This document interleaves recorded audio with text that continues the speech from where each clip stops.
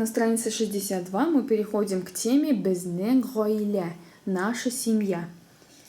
И прочитаем текст. Безнең гаилә. Безнең гаилә зур. Гаиләдә 8 кеше. Әти, әни, әби, бабай, апам, мин, сеңлем, энем. Без дус яшибез. Переводим. Безнең гаилә – наша семья.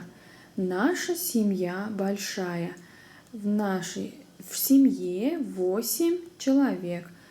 Папа, мама, бабушка, дедушка, сестра, я, сестренка, братишка. Мы живем дружно. И на рисунке мы видим, как они дружно живут. Дус яшилер. Үйдә кемнәр бар? Кто есть дома?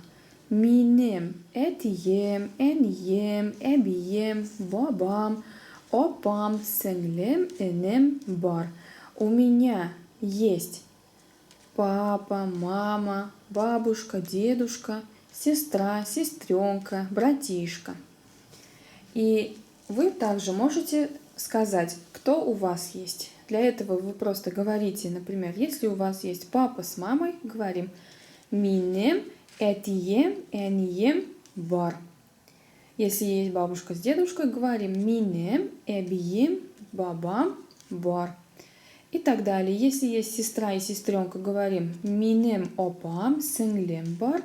А если есть братишка или брат, мы говорим «Минем, энем, обоем, бар». Здесь про обоем не написано. Вот это слово «обоем», только вместо «н» ставим букву «м», потому что мой брат. Дальше, а как спросить, есть ли у собеседника сестра, например, или брат? Синен опан барма? У тебя есть сестра? Синен обоем барма? У тебя есть брат? Синен энен барма? У тебя есть братишка?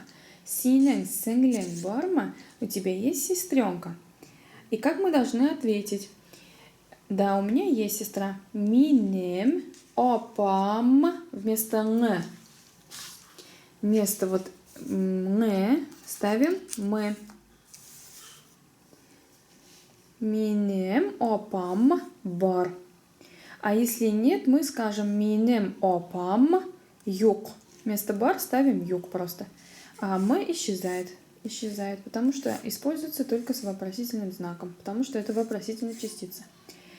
У меня есть брат, как скажем, минем обоем бар, минем энем бар. «Н» меняем на «м». «Н» это твой, потому что, а «м» это мой. Минем, сеңлем бар. У меня есть сестренка.